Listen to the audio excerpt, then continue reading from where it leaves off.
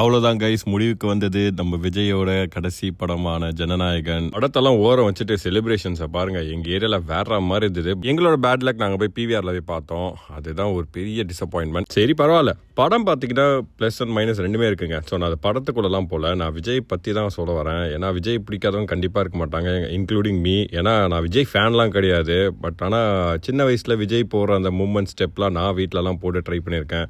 அந்த மாதிரி பல விஜய் ஃபேன்ஸ்லாம் மிஸ் பண்ணுவாங்க. என் ஃப்ரெண்ட் மகாராஜன் ரொம்ப மிஸ் பண்ணுவான். ஏன்னா அவன் அப்பையிலேருந்து, நான் 6th ஸ்டாண்டர்ட் படிக்கிறதுலேருந்தே அவன் வந்துட்டு விஜய் ஃபேன் தான். எங்கேயுமே டிவியேட் ஆகாமல் விஜய்க்கு அவ்வளோ சப்போர்ட் பண்ணுவான். அவனை நினச்சா தான் கொஞ்சம் பாவமாக இருக்குது. சரி பரவாயில்ல விடுங்க, அவன் வந்துட்டு தியேட்டரில் பார்க்க மாட்டான், அசம்பிளியில் பார்ப்பான். அதான் அவங்க ஃபேன்ஸ் வந்து ஆசைப்பட்டாங்க. ஸோ அது எப்படியோ அவங்க ட்ரீம் கம் ட்ரூ மாதிரி நடந்துருச்சு இந்த 2026. மூவிக்கு நான் ரிவ்யூலாம் சொல்லலைங்க, நான் என்னோட ஒப்பீனியன் மட்டும் சொல்றேன். விஜயோட லாஸ்ட் படம் இந்த மாதிரி இருந்திருக்க கூடாதுன்றது தான் என்னோட ஒப்பீனியன். ஒரு அட்லி அண்ட் லோக்கி கூட எடுத்துக்கலாம், கொஞ்சம் நல்ல எலிவேஷன் கிடைச்சிருக்கும் விஜய்க்கு. டேரக்ட் தான் பண்ண முடியலன்னு ஸ்கிரீன்லயாச்சும் வந்து பிரசன்ட் பண்ணிட்டாங்க.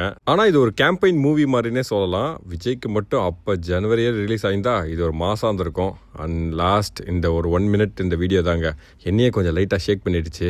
நான் விஜய் ஃபேன் இல்லைனாலும் இதெல்லாம் பார்க்கும்போது சின்ன வயசுல இந்த மாதிரி படம்லாம் நம்ம பார்த்து வளர்ந்துருக்கோம்ல அப்படின்ற மாதிரி. ஓவரால் படத்துல இந்த ஒரு ட்ரிபியூட் வீடியோ தாங்க நல்லா இருந்தது. இது ஒரு 5 minutes எக்ஸ்டெண்ட் பண்ணியிருந்தா இன்னும் சூப்பரா இருந்திருக்கும். அப்படியே நம்ம ஆக்டர் விஜய்க்கு நம்ம டாடா பாபாய் சொல்லிட்டு அவரோட நெக்ஸ்ட் அவதாரான சிஎம் விஜய்க்கு ஒரு குட்டியா ஒரு விஷயத்தை போட்டு அப்படியே இந்த வீடியோ முடிக்கிறேன். அந்த ப்ரௌன் கலர் தொப்பி தான் மகாராஜா, அவனுக்கு ஒரு பீஸ் சொல்லிட்டுங்க.